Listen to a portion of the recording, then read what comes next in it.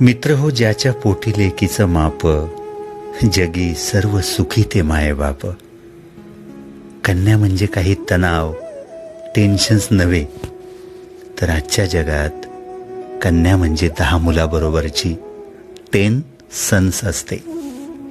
एकदा एका बापानं आपल्या मुलीला विचारलं, बरं का बाळा, तुझं प्रेम कुणावर अधिक आहे, माझ्यावर की तुझ्या नवऱ्यावर? यावर मुलीनं फार सुंदर उत्तर दिलं बापाला.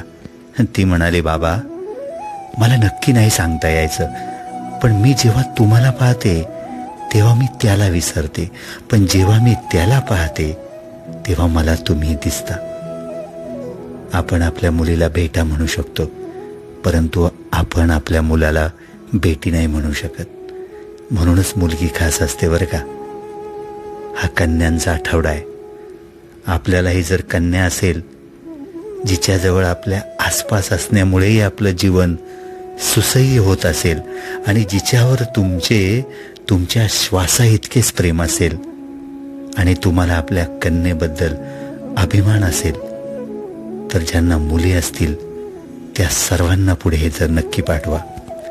कारण मुलगी म्हणजेच आनंद, मुलगी म्हणजेच परी. ज्या ज्या कुणाला मुली असतील त्या सर्वांचं अभिनंदन. कारण अहो, मुली घरातल्या पोपटाप्रमाणे असतात.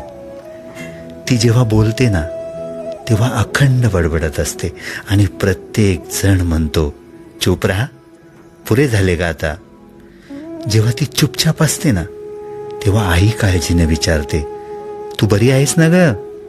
बाप विचारतो, आज घर शांत शांत का वाटतंय? भाऊ विचारतो, रागावलीस का ताई? आणि जेव्हा लग्न होऊन ती सासरी जाते ना तेव्हा सर्वच म्हणतात, असं वाटतंय की घरातली सारी मज्जाच संपली. ती म्हणजे घरातलं सतत वाजणारं संगीत असतं बरं का. जगातील तमाम भावनाशील, सुंदर, छान, गोड आणि साध्या सरळ कन्यांना हे समर्पित आहे. अर्थातच सर्वच मुलींना, कारण मुलगी असल्याचा मला सार्थ अभिमान आहे. कारण आमच्यामुळं सगळीकडे चहलपहल असते बरं का. स्त्रीचा एक अतिशय खास गुण असतो, मिठासारखा. तिच्या अस्तित्वाची जाणीव सुद्धा होत नाही, पण ती नसली ना तर सारं काही अळणी होऊन जातं.